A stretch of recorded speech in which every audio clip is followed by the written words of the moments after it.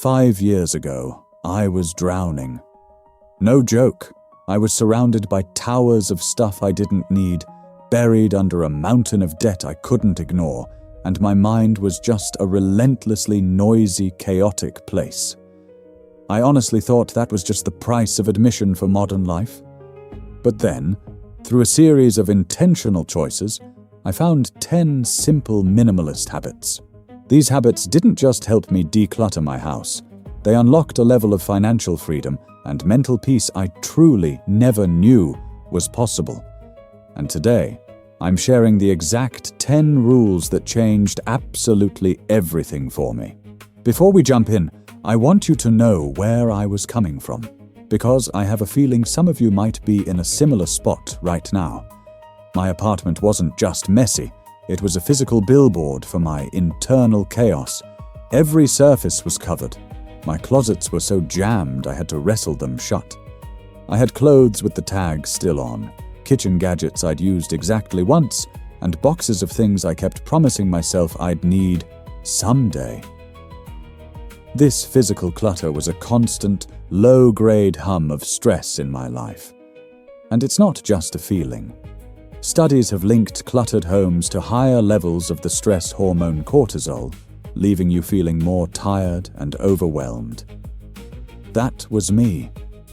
I felt perpetually exhausted, and my focus was shot. My brain felt as scattered as my living room floor, and it wasn't just a mental thing, it was a financial black hole. I was living paycheck to paycheck, not because I wasn't making enough, but because I was always spending. You had the obvious stuff like impulse buys and late-night online shopping. But then there were the hidden costs of clutter. The late fees on bills I'd lost in a pile of mail. The duplicate pair of scissors I'd buy because I couldn't find the one I already owned. The cost of a storage unit for things I didn't even have space for. I was trapped in a cycle. I'd feel stressed, so I'd buy something for that quick dopamine hit, which would add to the clutter, which would make me more stressed, and on it went. The breaking point wasn't some big dramatic moment. It was a quiet Tuesday evening. I came home from a long day, looked at the chaos around me, and just felt done. I was done with the stress, done with the debt, and done feeling like I had no control. That night, I decided to make a change. I didn't call myself a minimalist. I just knew I needed to own less. What started as a simple experiment in decluttering slowly turned into a new way of life, built on simple, intentional habits. These are the habits that took me from drowning to designing a life of peace and security. These aren't abstract theories. They are practical rules you can start using today. So let's get into the first one. The first habit, and maybe the one that started it all, was getting ruthless about duplicates. This sounds almost too simple, but be honest with yourself for a second. How many blue pens do you own? How many half-empty bottles of shampoo are under your sink? For me, the answer was staggering. When I finally took inventory, I had 4 can openers. 4. I lived alone. I couldn't even remember buying 3 of them. I also had a mountain of notebooks, countless USB cables, and enough tote bags to supply a small grocery store. The thing about duplicates is they're the quiet little soldiers of clutter. Each one seems harmless. Another pen, another pair of scissors.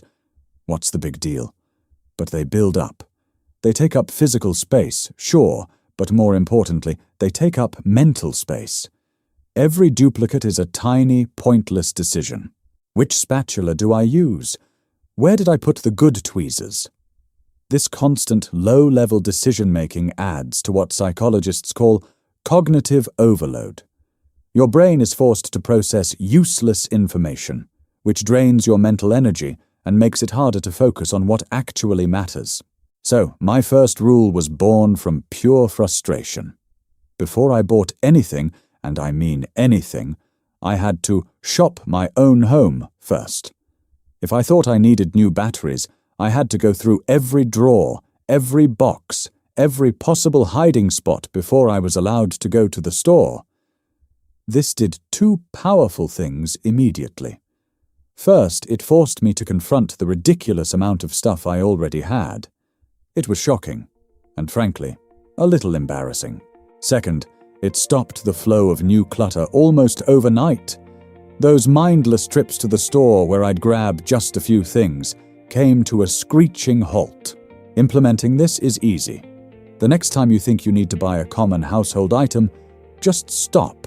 Give yourself a 10-minute challenge. Set a timer and search your house. More often than not, you'll find it. Once you get the hang of this, take it a step further. Do a duplicate purge. Go room by room and gather all the like items. Pick your favorite, the best can opener, the most comfortable t-shirt, and get rid of the rest. It feels a little brutal at first, but the sense of lightness you get is huge. You're not just clearing out stuff, you're simplifying your future. This one habit proved to me that I already had everything I needed. I just couldn't see it through the clutter.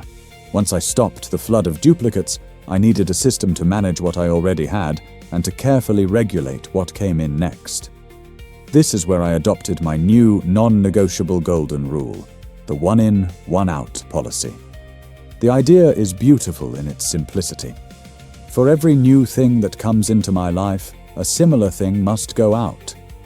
If I buy a new pair of sneakers, an old pair gets donated.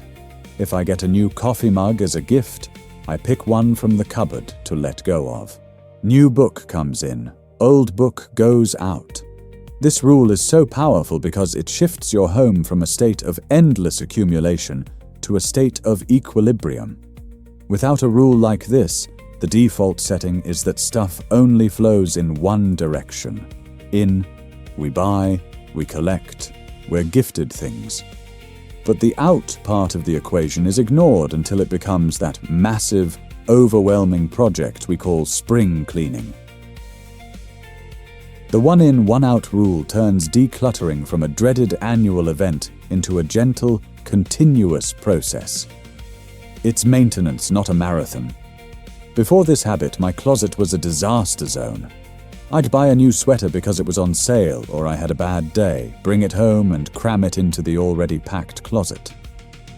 The old unworn sweaters just got pushed further into the darkness.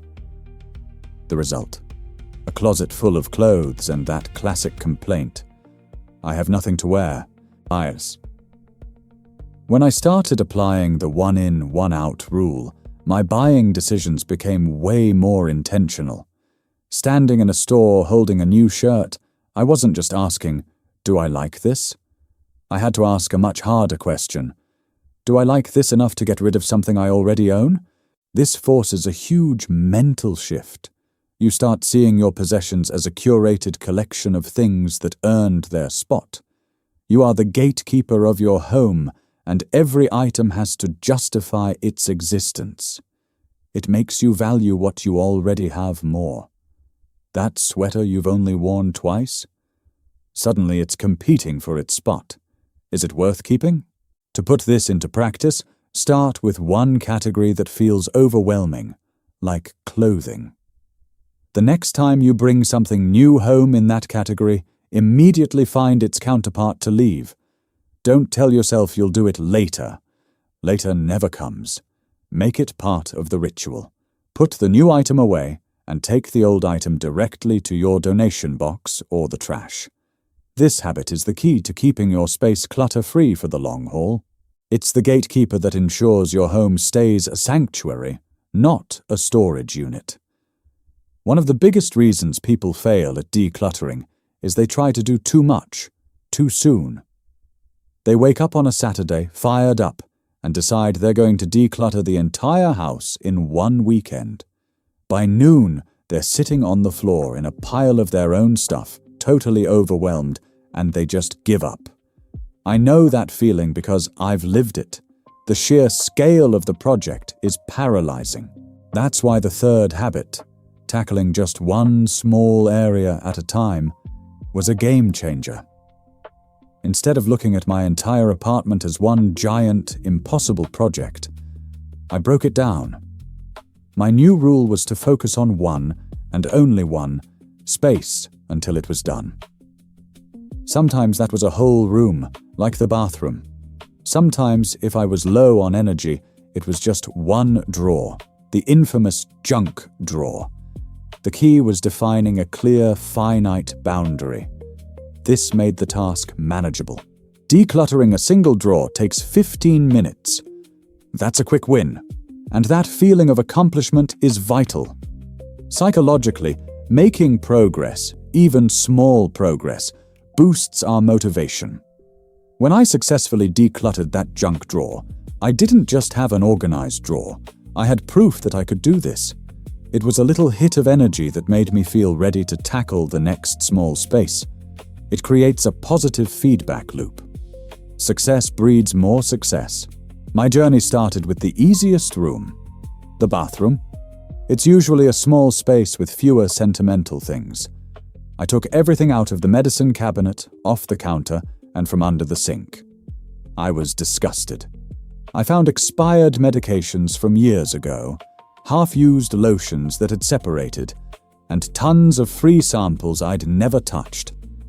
I was ruthless. I tossed anything expired, unused, or a duplicate. In under an hour, my bathroom was transformed. It was clean and spacious. Every time I walked in there for the next few days, I felt this little jolt of peace and pride. It was a visual reminder of what was possible.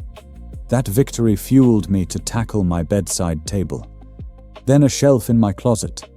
I moved through my home slowly, deliberately, over weeks, not hours. To try this yourself, pick the area that causes you the least stress. Don't start with the boxes of sentimental photos. Start with the pantry or the linen closet. Set a timer for 30 minutes. Your only goal is to make that one small area better than it was. Put on some music and just focus. When the timer goes off, you can stop. Guilt-free.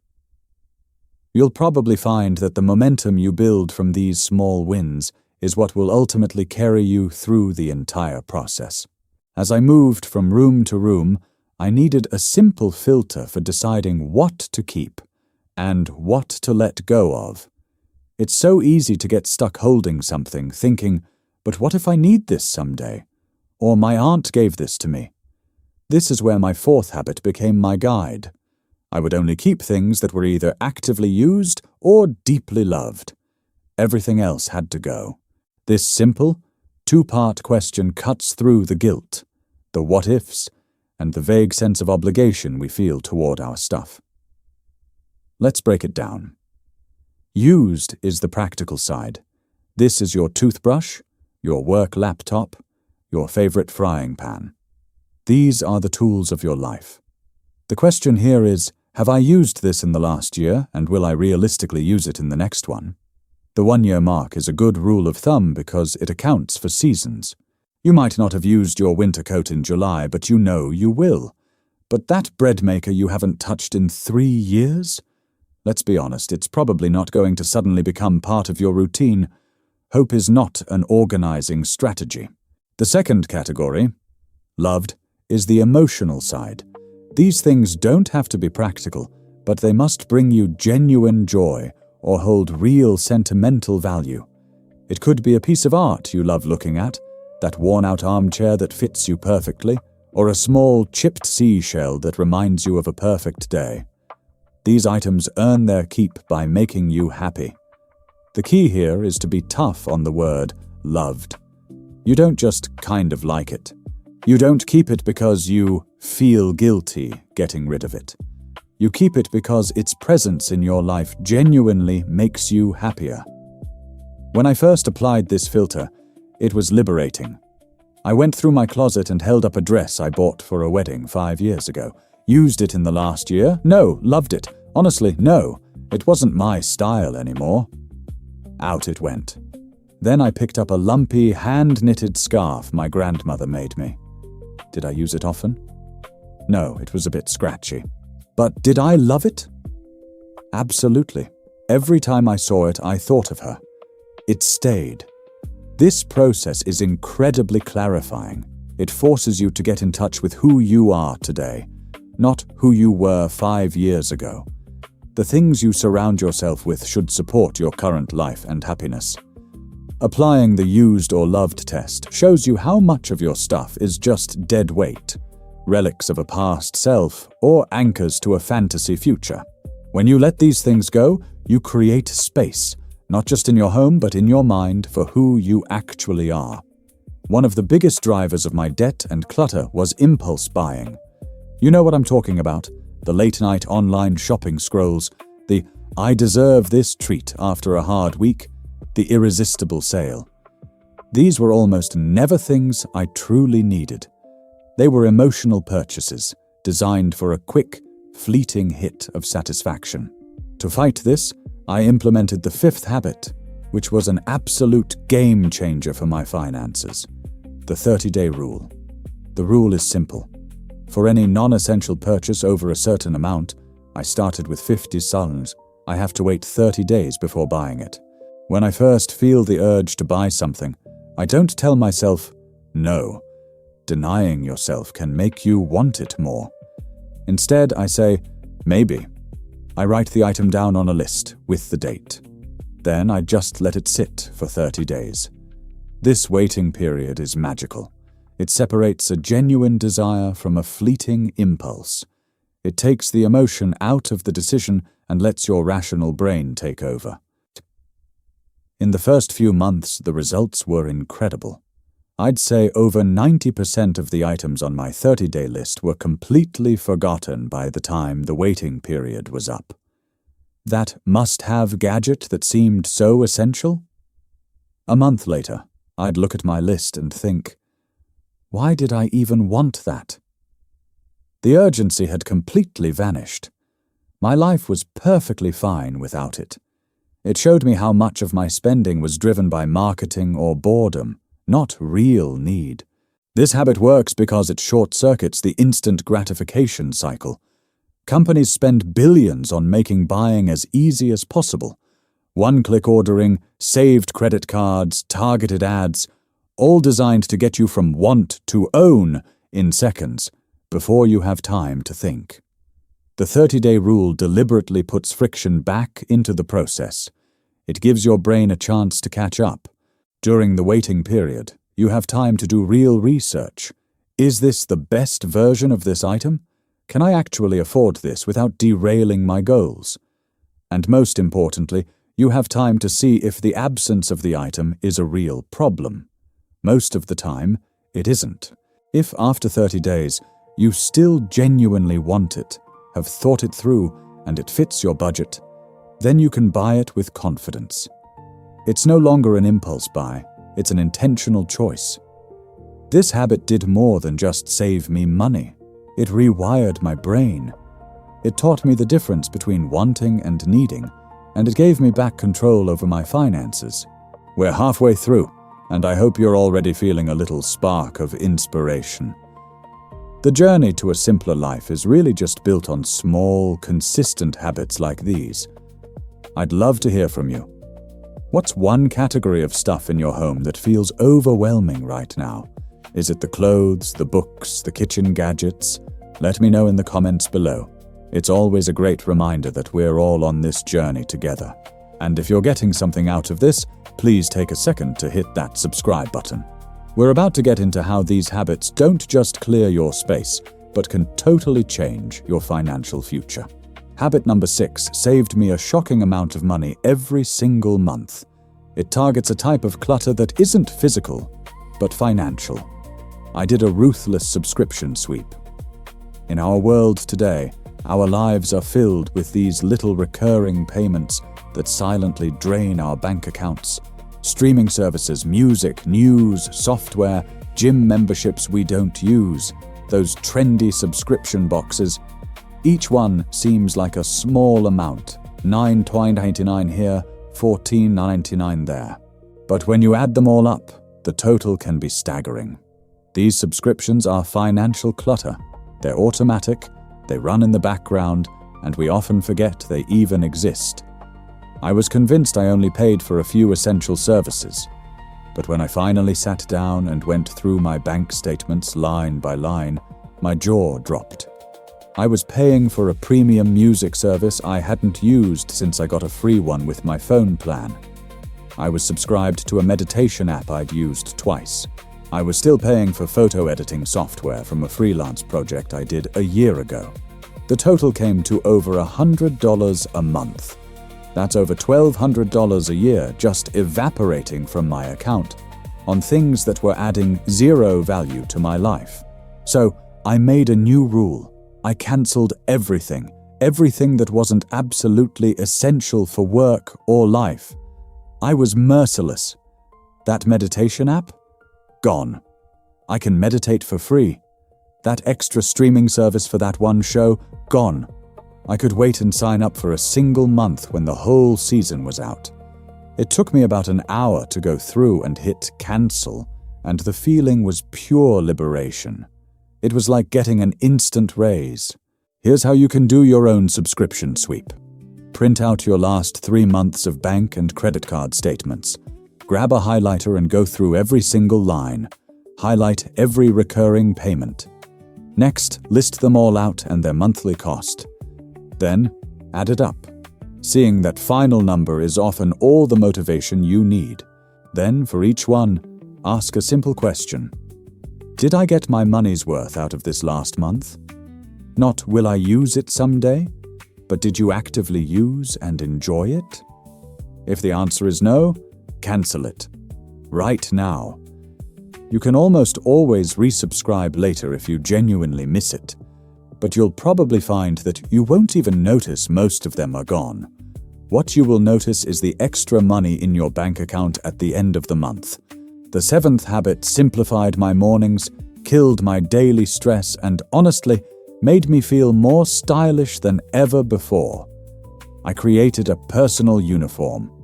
Now, this doesn't mean I wear the exact same outfit every day like a cartoon character. It means I simplified my wardrobe down to a curated collection of high-quality, versatile pieces that I absolutely love, that fit me perfectly, and that all go together. Before this, my mornings were a mess. I'd stand in front of my overflowing closet and feel a wave of decision fatigue before I'd even had my coffee. My closet was a random mix of colors, styles, and sizes I'd bought on a whim. It was a collection of items, not a wardrobe. This daily struggle is a real mental burden. We only have so much decision-making power each day. Wasting it on what to wear means you have less energy for the important decisions later on. The idea of a personal uniform or a capsule wardrobe is to reclaim that energy. I got rid of anything that didn't fit, wasn't comfortable, or didn't make me feel great. Then I figured out my core style. I realized I felt my best in simple, classic pieces. Good jeans, neutral sweaters, simple t-shirts, a classic blazer. I defined a simple color palette, mostly blacks, grays, whites, and blues. Now, getting dressed takes less than 5 minutes. I don't have to think. I can grab any top and any bottom and they work. Everything fits. Everything is comfortable. I've invested in fewer but higher quality pieces that will last for years, which has also saved me a ton of money in the long run. To start building your own, just observe. For the next 2 weeks, notice what you wear over and over. What makes you feel most confident? Those are your clues. Identify those key pieces and colors and slowly start to build your wardrobe around that theme. This habit isn't about restriction, it's about liberation. It's about freeing up your mind, time, and money for things that matter way more than what you're wearing. This next habit was one of the hardest for me, mentally, but also one of the most freeing. I systematically got rid of all my just-in-case items. You know these things. We hang on to them not because we use them or love them, but for some hypothetical future. That box of cables for electronics we no longer own, just in case. The fancy clothes that haven't fit in 5 years, just in case we lose the weight. The craft supplies for a hobby we dropped a decade ago, just in case we get back into it. These just-in-case items are emotional anchors. They represent a fantasy self or a fear-based future. The dozens of empty glass jars you're saving just in case are a symptom of a scarcity mindset, a fear that you won't have what you need. My apartment was a museum of these fantasy items. I had college textbooks just in case. I needed to reference them. I never did. I had expensive watercolor paints just in case. My inner artist decided to show up. It remained hidden. They were weighing me down, filling my space with the baggage of unfulfilled expectations. The turning point was learning the 20-20 rule. If you can replace an item for less than $20 in less than 20 minutes, you don't need to keep a just-in-case version. This was a revelation. That weird battery I was saving, I could buy it at the store down the street in 5 minutes. This simple rule gave me permission to let go of hundreds of small, anxiety-driven items. For the bigger things, I had to be honest. I looked at the watercolor paints and asked, is this a genuine passion, or is it a fantasy? It was a fantasy. I donated the paints to a school, hoping someone would actually use them. Letting go of these things is an act of embracing your real life, right now. It's a declaration that you're going to live in the present, not in a hypothetical future. Releasing these items creates an incredible sense of freedom. You're no longer held hostage by fear or fantasy. You're making space for your real life to unfold. The 9th habit is what truly connected the dots between minimalism and financial freedom for me. I started tracking every single dollar I spent that was related to clutter. This wasn't just tracking my shopping. It was about identifying all the hidden costs of owning too much stuff. This turned my vague financial anxiety into a clear, data-driven picture of where my money was really going. The results were horrifying and incredibly motivating. I made a simple spreadsheet with a few categories. The first was new clutter, any non-essential item I bought. The second was clutter management. This was a huge eye-opener. It included the cost of storage bins and organizing systems I was always buying to try and contain my mess. It also included the monthly fee for the storage unit holding stuff that didn't fit in my apartment. The third was clutter consequences. Late fees on bills I couldn't find, the cost of buying a duplicate item, even the gas I spent driving to my storage unit. I tracked this for 3 months. At the end of the first month, I sat down and looked at the numbers. I had spent nearly $400. That included $150 for the storage unit, about $80 on organizational containers, a $30 late fee, and about $140 on random impulse buys.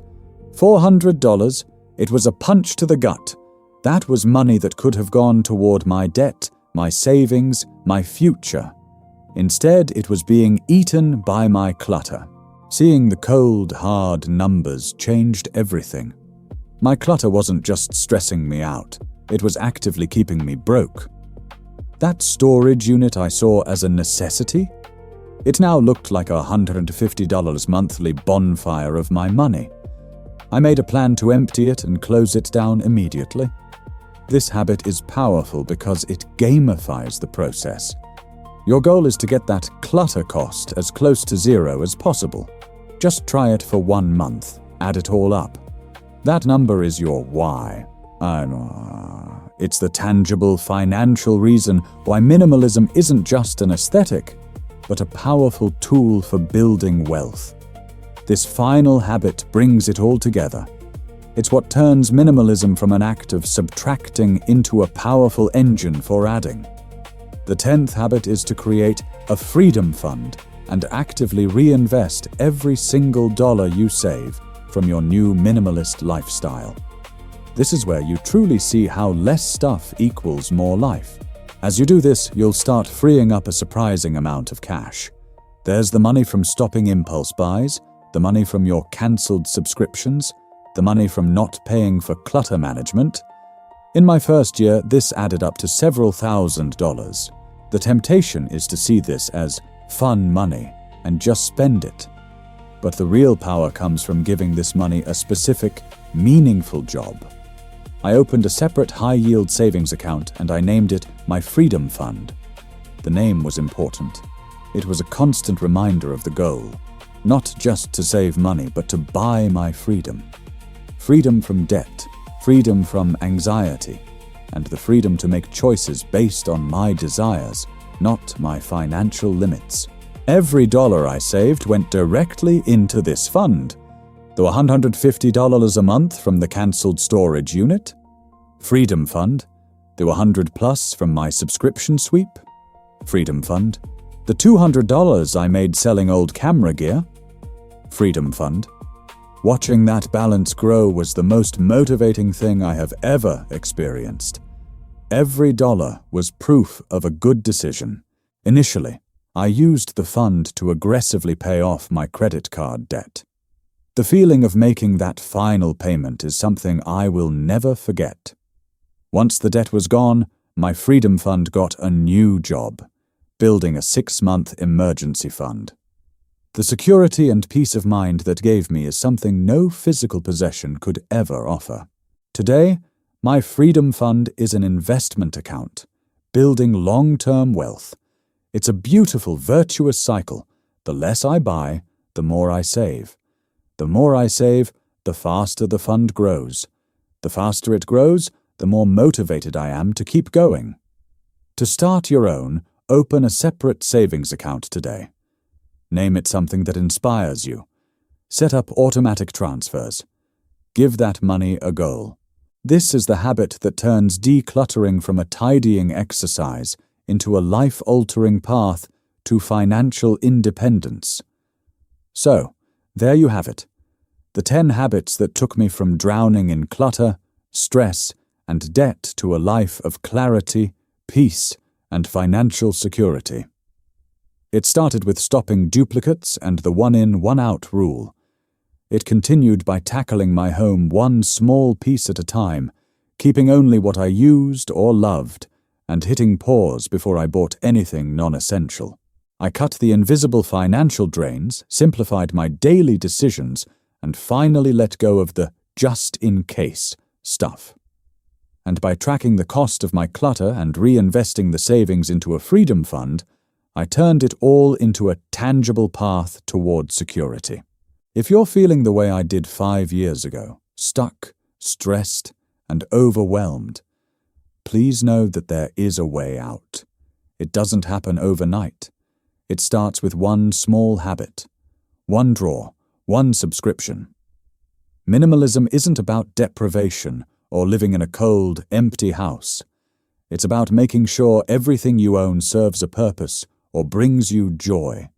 It's about intentionally removing the excess from your life to make space for what actually matters.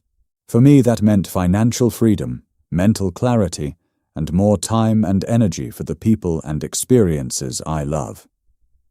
This transformation is available to you too. Start small, be consistent, and be patient with yourself. The journey is so worth it. Thank you for spending this time with me today. If you haven't already, please consider subscribing for more on intentional living. You've got this.